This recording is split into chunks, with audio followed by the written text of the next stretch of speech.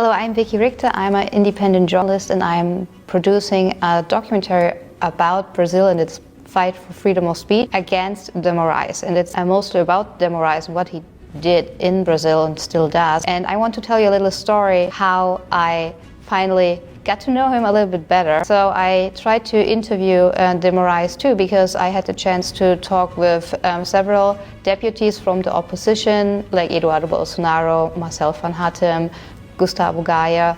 And I'm a journalist, so I want to have both sides of the story. So I tried to reach out to the staff from de Moraes, and first I tried to call him. So I tried to call de Moraes' office out of a official office from a deputy in Brasilia, and the number was blocked. That was kind of strange. Like, why should a number be blocked to reach the Supreme Court judge? So we made a try to, if it's only because the telephone was broken or is it really blocked. So we tried to call this office from de Moraes with a normal private phone, a Brazilian private phone, and we went through. So the number of the deputy is blocked to reach de Moraes, which is, I think, very critical. And we tried to ask the staff to schedule an interview. She said, "Oh, write us an email." So I wrote an email to de Moraes and asked for an interview because I'm doing the documentary, like I said, and I want to have both sides of the story, because you always have two sides of the truth, and I'm not producing any propaganda, so I want to have both sides. The answer was not really surprising.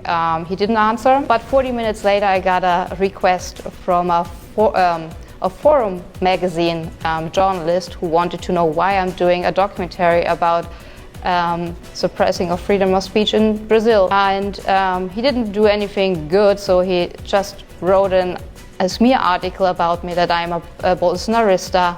I'm German, so I can't even be a Bolsonarista. I can't even vote for Bolsonaro, but he framed me as a far-right extremist, as a propagandist, and he didn't really talk with me, but it only took him 40 minutes to make a smear article about me. So now you see how so-called mainstream media journalists do their work. And the next day, that was Friday the 13th, I tried to fly home to the US from Brasilia, and the federal police tried to seize my passport. They said I entered Brazil illegally, which I didn't, because I flew in from Sao Paulo, got my stamp that I entered through customs, everything was fine. Then I flew from Sao Paulo to Brasilia, got my stamp, everything was fine. So all of a sudden, after reaching out to de Moraes and Lula asking for their opinion why they're doing this to Brazil for a documentary, the Brazilian federal police says, "You entered Brazil illegally." After a while at the airport, they let me go because there was no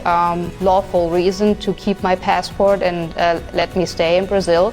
So I flew home. But this is how the federal government in Brazil treats foreign journalists who wants to expose what's going on in Brazil, because they try to silence me. I don't let it get me silenced, because your voices in Brazil are ready to hurt, and I have to get your word out, because what happens in Brazil can happen everywhere all over the world. So it's very important that the world listens what happens in Brazil.